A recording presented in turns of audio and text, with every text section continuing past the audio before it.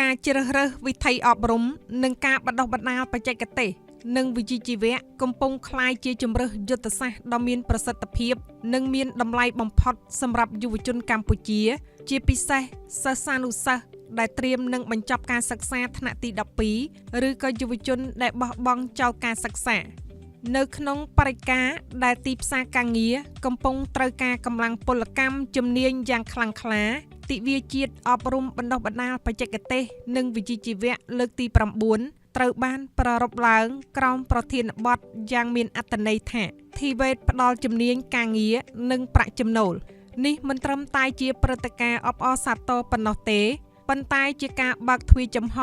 នៃឱកាសមាសសម្រាប់យុវជនក្នុងការកសាងអនាគតឈរលើទស្សនវិស័យវែងឆ្ងាយក្នុងការអភិវឌ្ឍធនធានមនុស្សយុវជនកម្ពុជាតែងតែទទួលបាននូវការយកចិត្តទុកដាក់ដ៏ខ្ពង់ខ្ពស់និងកក់ក្ដៅបំផុតពីសំណាក់សម្ដេចមហាបវរធិបតីហ៊ុនម៉ាណែតនាយករដ្ឋមន្ត្រីនៃព្រះរាជាណាចក្រកម្ពុជា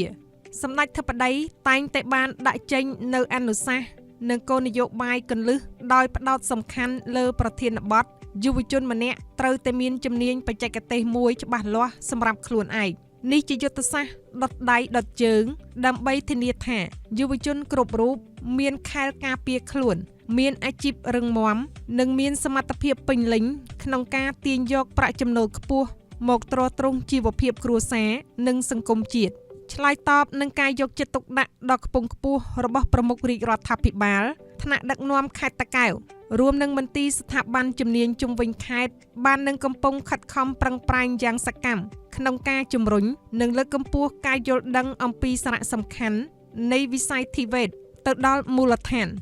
ថ្នាក់ដឹកនាំខេត្តតាកែវបានយកចិត្តទុកដាក់ខ្ពស់ក្នុងការបង្ខិតសេវាបណ្ដុះបណ្ដាលបច្ចេកទេសឲ្យទៅគៀកនឹងយុវជនព្រមទាំងបង្កើតបរិយាកាសអំណោយផលរវាងគ្រឹះស្ថានអប់រំនិងវិស័យឯកជនដើម្បីធានាថាយុវជនខេត្តតាកែវដែលរៀនចប់ជំនាញ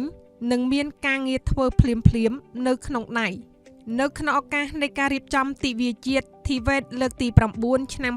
2026នេះនាវិទ្យាស្ថានពហុបច្ចេកទេសភូមិភាគតេជោសែនតាកែវក្រសួងរួមទាំងគ្រឹះស្ថានអប់រំបណ្ដុះបណ្ដាលបច្ចេកទេសនិងវិជ្ជាជីវៈបានរៀបចំការតាំងបង្ហាញឧបករណ៍និងសម្ភារៈបច្ចេកទេសទំនើបៗជាច្រើនដែលបម្រើឲ្យការសិក្សាអនុវត្តផ្ទាល់ការបង្ហាញសមិទ្ធផលទាំងនេះបានធ្វើឲ្យយុវជនជាពិសេសសិស្សថ្នាក់ទី12មើលឃើញកាន់តែច្បាស់ថា TVET មិនមែនគ្រាន់តែជាការរៀនទ្រឹស្ដីនោះទេប៉ុន្តែជាការអនុវត្តជាក់ស្ដែងជាមួយបច្ចេកវិទ្យាថ្មីៗស្របតាមតម្រូវការទីផ្សារការងារយ៉ាងពិតប្រាកដអញ្ជើញជាអធិបតីភាពក្នុងពិធីនេះលោកព្រំគុន្ធីអភិបាលរងខេត្តតាកែវបានបង្ហាញនៅជំនឿចិត្តយ៉ាងមុតមមចំពោះសារៈសំខាន់នៃការបណ្ដុះបណ្ដាលជំនាញបច្ចេកទេសដល់ស្រទាប់យុវជនពិសេសនឹងធ្វើឲ្យយុវជនទាំងអស់ចាប់យកជំនាញបច្ចេកទេសពិតប្រាកដមួយដើម្បីឆ្លើយតបនឹងតម្រូវការទីផ្សារការងារលោកអភិបាលរងខេត្តបានគូសបញ្ជាក់ថាតាមរយៈការប្រារព្ធទិវាជាតិនេះនឹងក្លាយជាកម្លាំងចលករដ៏ខ្លាំងក្លាមួយក្នុងការជំរុញឲ្យយុវជនសិស្សនិស្សិតបងប្អូនកម្មករនិយោជិតទាំងក្នុងនិងក្រៅប្រព័ន្ធព្រមទាំងប្រជាពលរដ្ឋទូទាំងខេត្តតាកែវទាំងមូលកាន់តែយល់ច្បាស់ពីតម្លៃមិនអាចកាត់ថ្លៃបាននៃជំនាញពិតប្រាកដសម្រាប់អនាគតទន្ទឹមនឹងនេះលោកព្រំគុន្ធីក៏បានអំពាវនាវនិងលើកទឹកចិត្តដល់បងប្អូនប្រជាពលរដ្ឋពិសេសស្រទាប់យុវជនត្រូវបន្តខិតខំក្រេបជញ្ជក់ទាំងចំណេះដឹងទូទៅនិងចូលរួមរៀនសូត្រក្នុងវគ្គបណ្ដុះបណ្ដាលវិជ្ជាជីវៈនេះដើម្បីចាប់យកជំនាញយ៉ាងតិចមួយប្រចាំជីវិតរបស់ខ្លួនក្នុងការចូលរួមយ៉ាងសកម្មដល់ការអភិវឌ្ឍកម្លាំងពលកម្មជំនាញប្រកបដោយគុណភាពនិងសមត្ថភាពសម្ដៅលើកកម្ពស់ជីវភាពគ្រួសារនិងរួមចំណែកអភិវឌ្ឍសេដ្ឋកិច្ចជាតិឲ្យកាន់តែរីកចម្រើន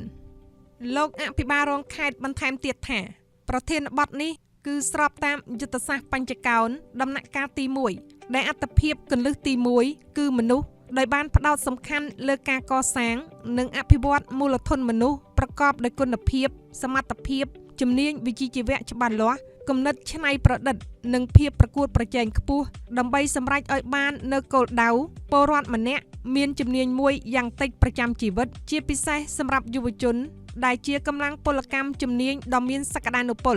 យោងតាមរបាយការណ៍របស់លោកធូសុភាពនាយកវិទ្យាស្ថានពហុបច្ចេកទេសភូមិភាគតេជោសែនតាកែវបានឲ្យដឹងថាមានយុវជនមកពីគ្រួសារក្រីក្រគ្រួសារងាយរងហានិភ័យនិងបុគ្គលមកពីក្រៅប្រព័ន្ធនិងក្នុងប្រព័ន្ធបានចុះឈ្មោះក្នុងប្រព័ន្ធសរុបចំនួន3178នាក់ស្រី548នាក់សិស្សដែលត្រូវបានអនុម័តឲ្យចូលរៀនសរុបចំនួន2904នាក់ស្រី471នាក់ក្នុងនោះសិស្សដែលមានប័ណ្ណក្រ1ក្រ2និងប័ណ្ណងាយរងហានិភ័យមានចំនួន731នាក់ស្រី170នាក់សិស្សដែលបានបញ្ចប់ការសិក្សារួចរាល់មានចំនួន1559នាក់ស្រី200នាក់ដើម្បីយល់កាន់តែច្បាស់និងសារៈសំខាន់នៃវិស័យ TVET ក្រុមការងារយើងបានជួបសម្ភាសផ្ទាល់ជាមួយយុវជននិងសិស្សានុសិស្សដែលបានចូលរួមក្នុងព្រឹត្តិការណ៍នេះកញ្ញាអ៊ុយពេជ្រដារីសាសិស្សថ្នាក់ទី11ងនៃសាលាជាស៊ីនតាកែវបានលើកឡើងថាថ្ងៃនេះនាងខ្ញុំធ្វើការអំពាវនាវទៅកាន់យុវជនដែលកំពុងតែសិក្សាឬក៏រៀនជំនាញខាង TVET ម្នាក់ៗឲ្យមានជំនាញច្បាស់លាស់មួយសម្រាប់ធ្វើការផ្គត់ផ្គង់ជីវភាពខ្លួនឯងនិងជួយជីវភាពគ្រួសារឲ្យកាន់តែធូរធារកាត់បន្ថយភាពក្រីក្រជំរាបសួរនាងខ្ញុំឈ្មោះអ៊ុយពេជ្រដារីសាជាសិស្សមកពីថ្នាក់ទី11ងនៃសាលាជាស៊ីនតាកែវថ្ងៃនេះនាងខ្ញុំធ្វើការអំពាវនាវទៅកាន់យុវជនដែលកំពុងតែសិក្សាឬក៏រៀនជំនាញខាង TVET ក្នុងម្នាក់ឲ្យមានជំនាញច្បាស់លាស់មួយសម្រាប់ធ្វើការគ្រប់គ្រងជីវភាពខ្លួនឯងនិងជួយជីវភាពគ្រួសារឲ្យកាន់តែធូរធារកាត់បន្ថយភាពក្រីក្របាទខ្ញុំបាទឈ្មោះចំលីហួរខ្ញុំបាទឈ្មោះផនចន្ទតែសប្តាហ៍នេះបងអូនរៀនផ្នែកជំនាញគេដែរនៅក្នុងជាស្ថានខ្ញុំបាទសប្តាហ៍រៀនជំនាញផ្នែកវិស្វកម្មរថយន្តខ្ញុំបាទសប្តាហ៍រៀនផ្នែកវិស្វកម្មរថយន្តឆ្នាំទី1វិសាការខ្ញុំមើលឃើញសប្តាហ៍វិសាទៅកម្ពុជាយើងមានការរីកចម្រើនខាងប្រយោជន៍ច្រើនហើយចឹងហើយធ្វើឲ្យប្រជាពលរដ្ឋយើងមានប្រាក់ចំណូលច្រើនក្នុងការទិញយកមកប្រើប្រាស់ហើយកាលណាតែទិញយកមកប្រើប្រាស់គឺត្រូវការអ្នកជួសជុលគេហៅថាជាងដើម្បីយកមកថែទាំរថយន្តទាំងអស់ហ្នឹងសម្រាប់ខ្ញុំបាទជំនាញនេះខ្ញុំគិតថាល្អព្រោះថាថ្ងៃអនាគតខ្ញុំអាចនិយាយទៅជំនាញនៅក្នុងខ្លួនយើងអាចចិញ្ចឹមខ្លួនឯងបានដោយមិនពិបាកខ្ញុំគិតថានៅអនាគតអាចនឹងមានការរីកចម្រើនខ្លាំងជាងនេះដោយសារប្រជាពលរដ្ឋរបស់យើងមានការរីកចម្រើនគាត់មានលុយច្រើនក្នុងការផ្គត់ផ្គង់គ្រួសារអញ្ចឹងហើយធ្វើឲ្យកំណើនក្នុងការប្រើប្រាស់រថយន្តកាន់តែកើនឡើងខ្ញុំគិតថាយុវជនម្នាក់គួរមានជំនាញមួយក្នុងខ្លួនដើម្បីទៅថ្ងៃអនាគតដើម្បីជួយអភិវឌ្ឍសង្គមប្រទេសជាតិយើងឲ្យកាន់តែរីកចម្រើនខ្ញុំគិតថាពេលនេះទីនេះTVET របស់ពួកយើងកំពុងតែដំណើរការយ៉ាងរលូន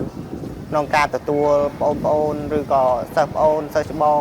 គាត់សិក្សាទីនេះតគាត់បានដឹងជ្រាបហើយថាTVET របស់ពួកយើងមានជំនាញជាច្រើនក្នុងការទទួលបងប្អូនឬក៏បងដែលគាត់មិនទាន់ដឹងមិនទាន់យល់អាចមកសាកសួរព័ត៌មាននៅការិយាល័យខាងមុខបានទីនេះTVETនឹងសម្រេចបំណងប្រាថ្នារបស់យុវជនឲ្យមានជំនាញនិងការងារមួយច្បាស់លាស់សម្រាប់ថ្ងៃអនាគតបាទសូមអរគុណយុវជនសឿនភីរ៉ានិស្សិតវិស្វករអគ្គិសនីឆ្នាំទី2មកពីស្រុកអង្គរជ័យខេត្តកំពតក៏បានចូលរួមមតិផងដែរថាខ្ញុំបាទធ្លាប់បានស្ដាប់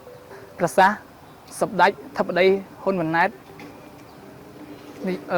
មានប្រសាសន៍ថាយុវជនម្នាក់ត្រូវមានជំនាញបច្ចេកទេសមួយច្បាស់លាស់សម្រាប់ខ្លួនឯងដូច្នេះខ្ញុំជានិស្សិតរៀនខាងជំនាញអគ្គិសនីនេះខ្ញុំគិតថាក្រោយពីបញ្ចប់ការសិក្សាអាចរកដាក់ពាក្យធ្វើការ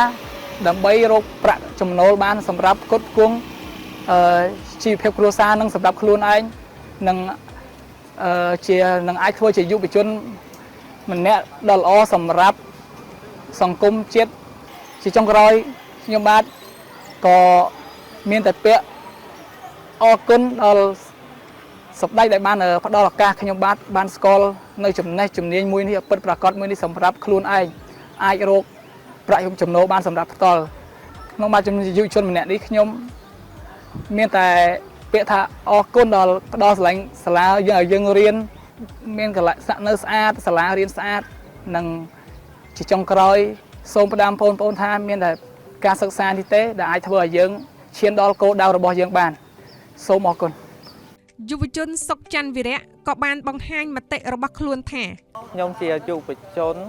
ចង់សនំពោឲ្យយុវជនទាំងអស់ដែលមិនទាន់បានមានកន្លែងសិក្សាយើងអាចមកសិក្សានៅសាលាភូមិភាគតេជោសែនតាកែវបានដោយសារវាមានជំនាញច្រើនដើម្បីឲ្យយើងសិក្សាហើយយើងគឺត្រូវការជំនាញច្បាស់លាស់ដើម្បីរកការងារធ្វើនិងរកលុយដើម្បីផ្គត់ផ្គង់គ្រួសារនិងជួយដល់សង្គមជាតិរបស់យើង ជំនាញពិតប្រាកដនាំមកនៅឱកាសការងារល្អ